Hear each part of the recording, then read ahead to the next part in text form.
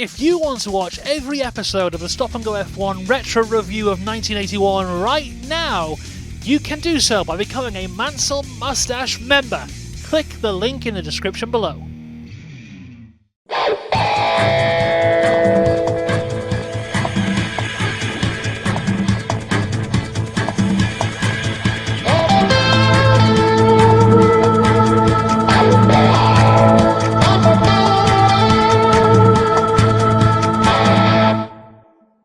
The number one single is still Adam and the Ants Stand and Deliver. The biggest film in the world is Happy Birthday to Me. What film is... Where are they finding these films? There's been an assassination attempt on the Pope! But he's fine. And it's time for the Belgian Grand Prix of 1981! So, what has happened to lead up to this race? Well, mostly chaos. During a practice session, Carlos Reutemann ran over a mechanic and fractured his skull. This led to mass outrage from the mechanics, who have said that the pit lanes are far too full of fans who don't need to be there. Despite protests, the weekend continued as normal, with qualifying taking place. Carlos Reutemann would claim pole position with Nelson Piquet alongside him, Pironi in third, with Patrese in fourth. John Watson is fifth, and it will be another disappointing qualifying for Alan Jones, who is 6th, 1.5 seconds off his teammate. But it could have been worse, he could have been in a Renault. Alain Prost qualified 12th, whilst René Arnoux failed to qualify. Meanwhile, Lotus have returned after their one race away, and Nigel Mansell qualified 10th with Elio De Angelis in 14th. The start of the race has been delayed though, as some of the drivers have now joined the mechanics in the protests against the overcrowding of the pit lane. Then somehow on the formation lap, the grid gets messed up and Piquet is missing, which wouldn't make too much of an issue, but he is starting second.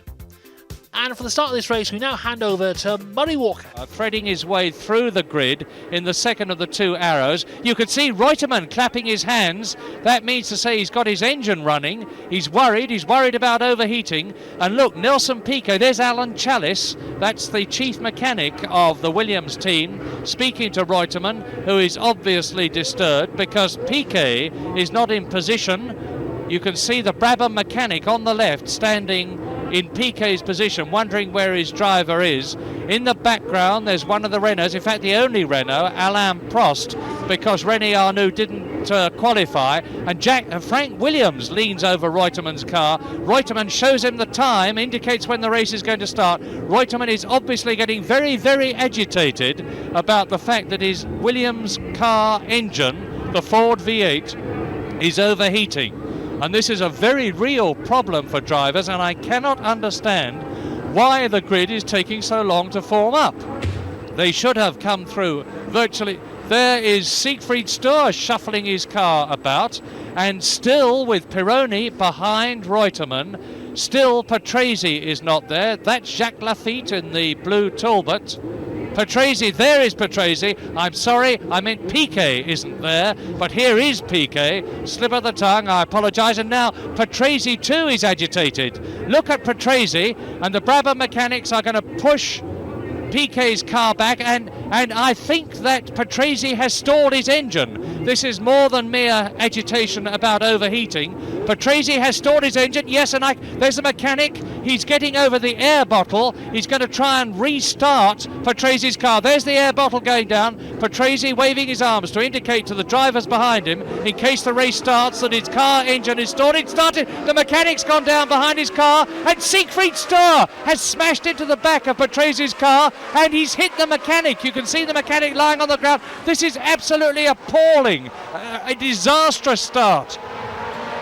And the poor unfortunate Siegfried Sturr is beside himself with agitation, as well he might be. That mechanic looks to me as though he's badly hurt. This is a rerun. Look at Sturr's car coming through, and he smashes straight into the back of his teammate Patrese's car. We're still on a rerun with Piquet leading away, followed by Reutemann.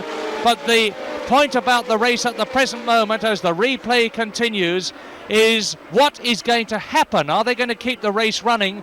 Because at the start and finish point on the grid, there is Patrese's car, there is Sturr's car, there is the stricken mechanic. I can look out of my box and I can see all sorts of activity. The ambulance has come up very quickly indeed. There are officials there all round the course, but the incredible thing is that this Belgian Grand Prix is still running. The yellow flags are being waved, but meantime on the far side of the course, on the Terlamen, which is not so far away from the end of the lap, the competitors are continuing as the ambulance pulls away, and they're streaming now through the Jackie Higgs chicane, and Piquet goes through in the lead, and they're making no attempt to stop the race, with Pironi second, Reutemann third. Jones waves his arm. There's John Watson, who does the same. The drivers are very worried. They're waving their arms, and the reason they're doing it, the Sura goes onto the grass. The reason they're waving their arm is to indicate to the drivers behind them that they're going to change direction. They were not waving at the officials, they were waving to their compatriots. And now Eddie Cheever is waving. He's extremely worried. They're slowing down. It looks to me, and the drivers have voluntarily stopped, and now the cars are being prepared again for a restart of this so far absolutely disastrous Belgian Grand Prix. So we now will restart this race without Patrese or his teammate Siegfried Storr. And just before this restart now, we get our commentary highlight of the week. And we've had the good news, incidentally, that the mechanic has 2 broken legs, a broken shoulder, and his head has been cut. But as far as we know, nothing worse than that, although that is quite bad enough. The start, 70 laps. Reutemann leads away. Pironi's going to challenge on the left. Pironi's going through to lead. Piquet is third. Watson is fourth. Jones is fifth. Villeneuve is sixth as they go into the left-hander at Sterrewacht on lap 1. Down towards the canal turn. And it's Pironi, Didier Pironi, the Frenchman in the 1.5 litre turbocharged Ferrari, as he did at Imola, is now leading the Belgian Grand Prix. Reutemann second, Piquet, Watson, Jones, Villeneuve, Lafitte is in 7th place. And Nigel Mansell, the British driver in the Lotus, is in 8th position, and Alain Prost in the Renault is last. 24th and last. 24 competitors started through the chicane. Piquet is now down to 3rd, but Alan Jones is all over the back of him, and this gives us a great view of our top 4. And Jones is going faster. Alan Jones is the quickest man on the circuit, 1 minute 24.59, and that's just under 5 seconds slower than the lap record. Streaming down now past the Albert Canal on the way to Bianchi. Beautiful weather conditions, been just like this in practice. And Alan Jones closing right up on Piquet there, trying to get through and take 3rd position, and he's right up and almost alongside Piquet, but Piquet brakes very late for the chicane and they go through. There's Watson behind in 5th position, Lafitte 6th, there's Villeneuve coming through 7th, Nigel Mansell still 8th, and there is only 7 seconds now, less than 7 seconds, between the 1st and 8th men. That's how close it is in this Belgian Grand Prix. And further back, it's John Watson and Jacques Lafitte who are closing in on the leaders. They are closing up on the 4 cars in front of them. The first 6 virtually together. And Reutemann's coming through to try and take Pironi.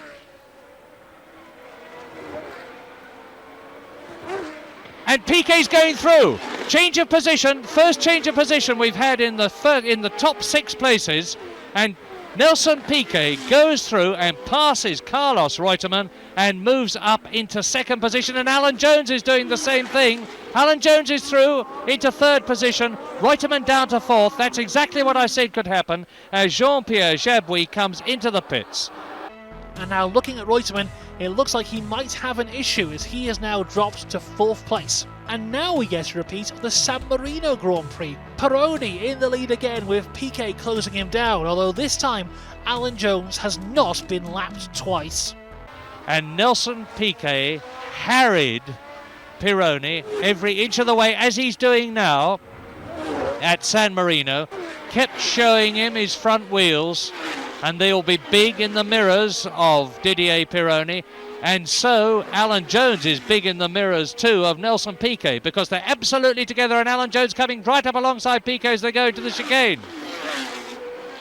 And Pironi, there he goes. And John Watson's doing it. John Watson across the dirt at the chicane. Piquet will be looking to take the lead here now from Pironi, which he should be able to do as long as he does not make any mistakes. That's Piquet. That's Nelson Piquet. He's gone off. I can't see where it is. This is absolutely sensational on lap 11 out of 70. Nelson Piquet, the brilliant Brazilian driver who won the Argentine Grand Prix and the San Marino Grand Prix. He has won the last two Grand Prix, was in second position, still is for that matter, in the World Championship, but is very clearly out of the Belgian Grand Prix and has thereby blown at least 6 points, which he would have got for second place, which he was in. And if he'd held that position, he would have had 6 World Championship points out of the race. Oh, what disappointment he must be feeling. But now it looks like it's Pironi who has issues, as this race now becomes a 1-2 for the Williams team. Well, he moves over at the left-hander at Sterrewacht and lets them go through, and Jones is through. Alan Jones takes the lead, and Reutemann, something's wrong with Pironi. What a race this is turning out to be. This is the third leader that we've had. No, Pironi down. Third position. Well, first of all, Pironi led. And Jacques Lafitte is shaking his fist as they drive towards the chicane, shaking his fist at Didier Pironi.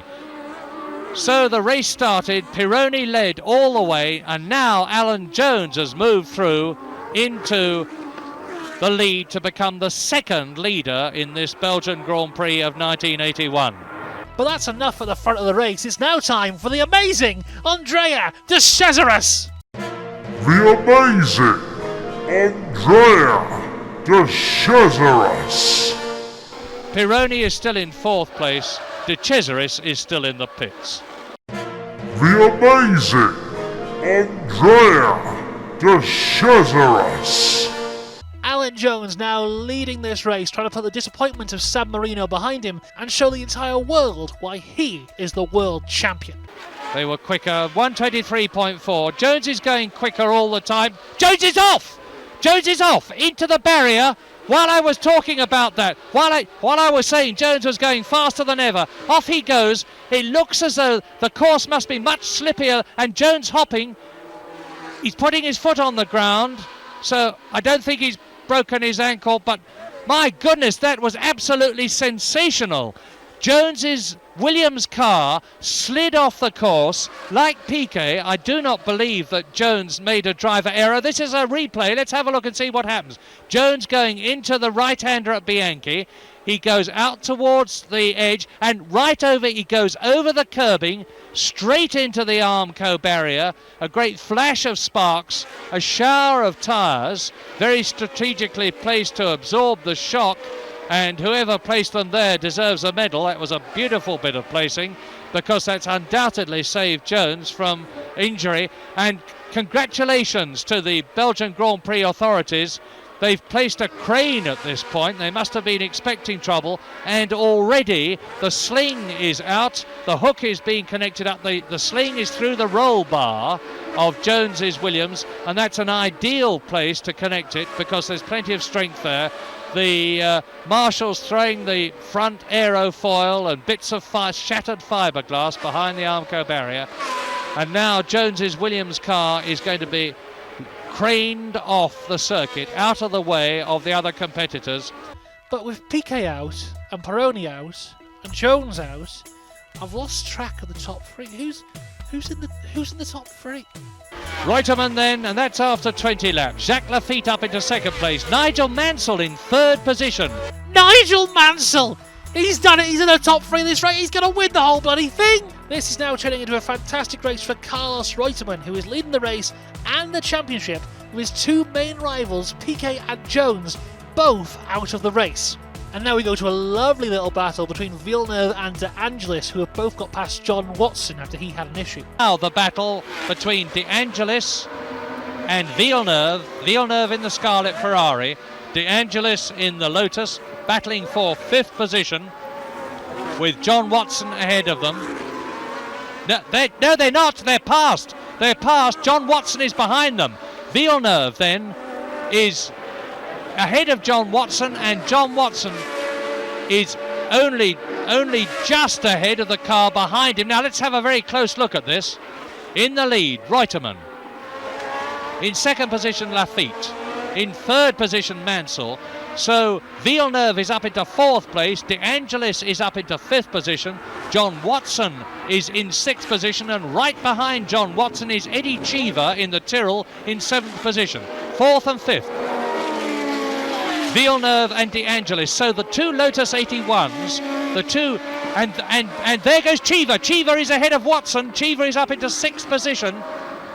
John Watson must have something wrong with the Marlborough MP4. The marshal waving the blue flag to John Watson, to Cheever, saying, move over because John Watson wants to pass you. Little does he know that Cheever has just passed Watson.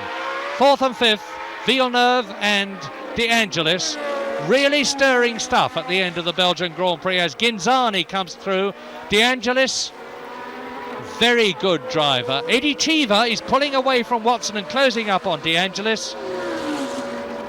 Now, something you might not know about this is there's a little fun game that Murray Walker likes to play with the Williams crew whilst the race is going on.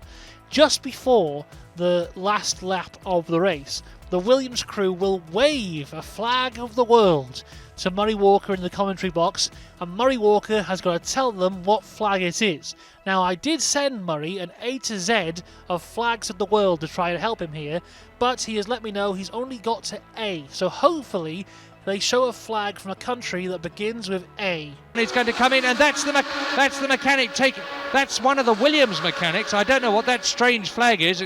It's certainly not the flag of Argentina. Oh dear, Murray, unfortunately that is the flag of Saudi Arabia. Better luck next time. So, Reutemann wins and keeps his championship lead now at 12 points. Jacques Lafitte comes home in P2. Nigel Mansell gets his first ever podium. Gilles Villeneuve is in 4th. Elio De Angelis is 5th. And John Watson is 6th. And we will see you next time for the Monaco Grand Prix.